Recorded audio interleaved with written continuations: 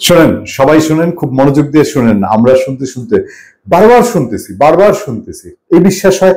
আবার সিরিয়াস কিছু বিষয় ভাবি, এই সিরিয়াস বিষয়গুলো আপনাদের সামনে বলবো।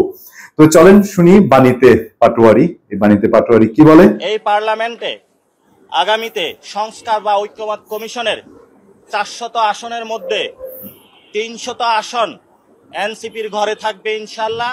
এবং এইবারই এই যে বাণীতে পাটোয়ারি বাংলাদেশে তার নিজের কথায় নিজে ধরা আছে। আমি বলতেছি আপনাদেরকে 400 আসন না, 400 আসন, তার মধ্যে 300 এনসিপি পাবে।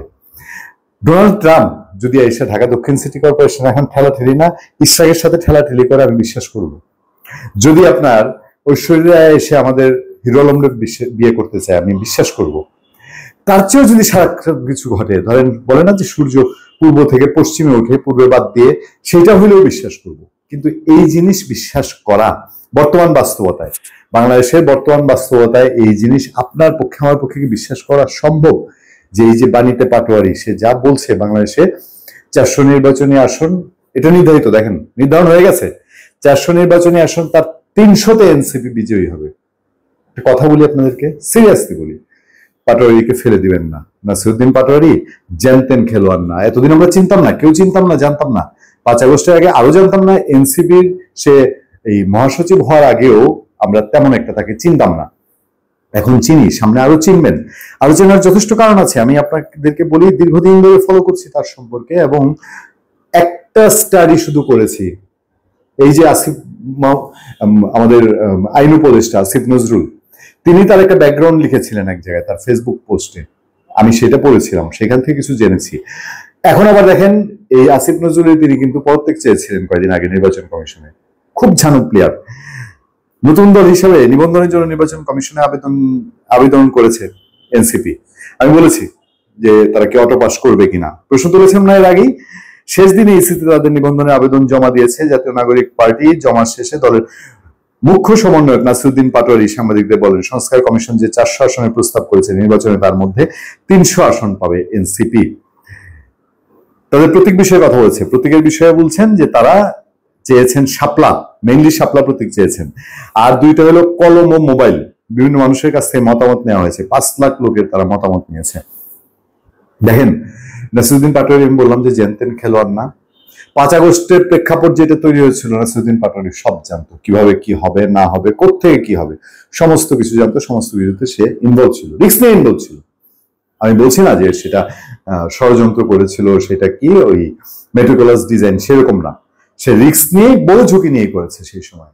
তারপরে আস্তে আস্তে এনসিপি গঠন প্রক্রিয়ায় তার সাংঘাতিক রকম ভূমিকা আছে, এবং বহু রাঘবকে সে কিক আউট করে এনসিপি মুখ্য সমন্বয়ক এবং বলতে পারেন যে মহাসচিবের পর্যায়ে সে এখন পর্যন্ত আছে।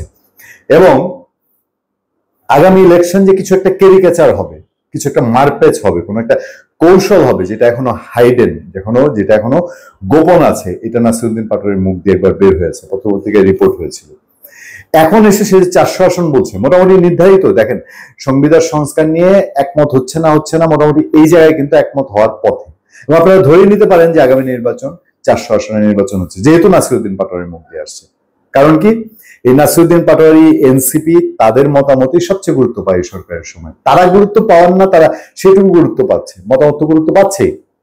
এবং সেই নির্বাচনে এনসিপি যে বলতেছে তারা 300 আসন পাবে, নির্বাচনের দরকারটা কি তাহলে? কি দরকার? নির্বাচনের কোন দরকার আছে বাংলাদেশে?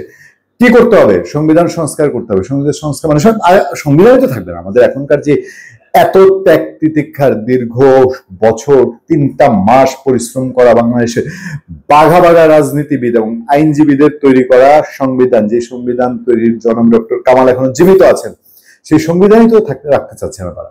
সেই সংবিধানে এই 400 আসন আসলে পরে এটা দিয়ে কি নির্বাচন হবে? যদি হয় তাহলে আগামী পার্লামেন্টের জন্য অপেক্ষা করার তো দরকার নেই। তো দরকার কি? নির্বাচন ছাড়া এখন একটা আয়োজন করেন না, একটা আয়োজন করে 300 আসন এনসিপি কে দিয়ে দেন। বিএনপি কে সে ভাগ দিচ্ছে 50 থেকে 100। মাঠটা কোথায়, খেলটা কোথায়? কিছু একটা আছে ভেতরে।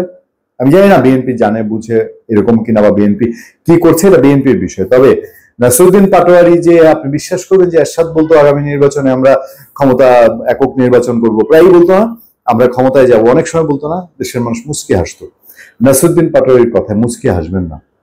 অনেকে উড়িয়ে দিচ্ছে, হ্যাঁ অসম্ভব, ইম্পসিবল, দুনিয়া উল্টায় যাবে, কিয়ামত চলে আসবে, এটা হবে না। ব্যাপার আসলে তা না, গুরুত্বের সঙ্গে নিতে হবে। কারণ তারা যা চাচ্ছে তাই হচ্ছে। তারা আওয়ামী লীগ নিষিদ্ধ চেয়েছে, লোক যে কয়জনই হোক, সেটাই হয়েছে। তারা সংবিধান সংস্কার চাইছে, সংস্কারের পরে নির্বাচন, সেটাই হচ্ছে। বিএনপিকে যেভাবেই হোক তারা নিয়ে এই জায়গাটায় ফেলতেছে। তারা মোটামুটি চেয়েছে এই বছর নির্বাচন হবে না, সেটাই হচ্ছে। এবং যেই যে সংস্কার তাদের প্রয়োজন, এই সংস্কারগুলোই হচ্ছে। এবং এসবের মধ্যে দিয়ে তাহলে কি শেখ হাসিনা শিখিয়ে দিয়ে গেছে? আওয়ামী লীগ ট্রেনিং পর্ব, আওয়ামী লীগের যে আমরা দেখেছি, আওয়ামী লীগের যে আবিষ্কারগুলো, রাতে ভোট দেয়া, তারপরে অটো পাস করে আপনার 150 লোককে বিনা প্রতিদ্বন্দ্বিতা নির্বাচিত করে নিয়ে আসা, বাকিদের সবার মনোনয়ন বাতিল, ওগুলো কি খালি ট্রেনিং ছিল? এখন কি আমরা আরো বিশেষ কিছু দেখার অপেক্ষায়? যে 2026-এর নির্বাচনটা এনসিপি যখন 300 আসন পাবে 400 আসনের মধ্যে, এইটা কোন ক্যারিশমায়? আরে যে লোকের এখনো মেম্বার, কোনো একটা ক্যান্ডিডেট সেই দলের কোথাও মেম্বার চেয়ারম্যান পাস করবে কিনা গ্যারান্টি নেই। ডক্টর ইউনূস না সরে যাক না, ডক্টর ইউনূস যদি না থাকে, ডক্টর ইউনূসের অধীনে যদি নির্বাচন না হয়, এনসিপি ঠিক মতো নির্বাচনে যেতে পারবে কিনা এটারই তো গ্যারান্টি নেই। প্রার্থী যে হবে, দেশের মানুষ আওয়ামী লীগ দরকার নেই তো, আওয়ামী লীগ দরকার নেই, দেশের মানুষ ইভেন বিএনপি ইলেকশন করবে, এরকম একটা অবস্থা না? সেই অবস্থার মধ্যে 300 আসনের বয়ান দিচ্ছে এমনি এমনি। ভালো থাকবেন, সুস্থ থাকবেন। আপনার সাথে আমি আতিক রহমান, পূর্ণিয়া।